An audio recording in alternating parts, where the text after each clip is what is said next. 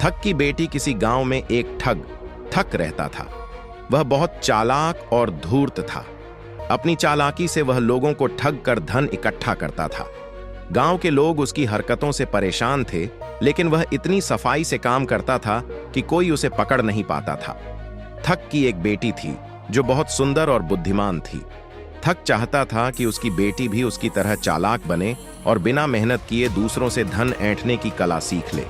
इसलिए उसने एक दिन अपनी बेटी से कहा, बेटी, दुनिया में जीना है तो अक्लमंद बनो, बिना मेहनत किए धन कमाने की कला सीखो। जाओ, आज से तुम मेरी शिष्या हो। बेटी ने पिता की यह बात गांठ बांध ली और अपनी चालाकी से लोगों को ठगने के नए नए तरीके खोजने लगी। बेटी की पहली ठगी। एक दिन ठग की बेटी एक धनी व्यापारी के घर पहुंची।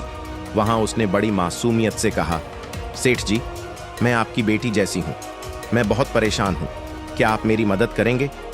सेठ ने सोचा कि यह लड़की किसी मुसीबत में होगी, इसलिए उसने दया करके उसे कुछ सोने चांदी के गहने और कुछ पैसे दे दिए।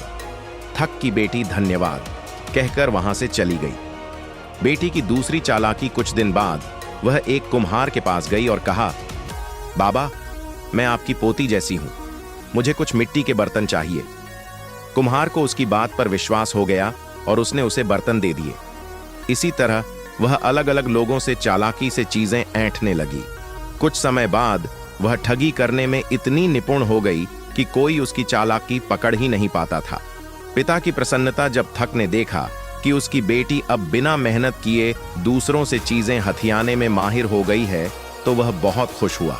उसने गर्व से कहा, अब तुम सच्ची ठग की बेटी हो। अंत और शिक्षा। एक दिन बेटी ने सोचा कि अगर वह अपने पिता को भी ठग ले तो उसकी चतुराई की असली परीक्षा होगी।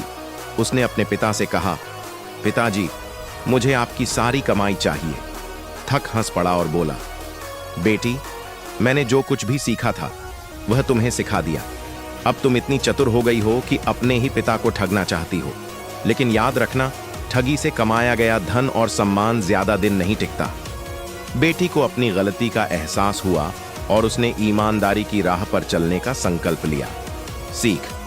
इस कहानी से हमें यह शिक्षा मिलती है कि चालाकी और ठगी से प्राप्त धन ज्यादा समय तक नहीं टिकता।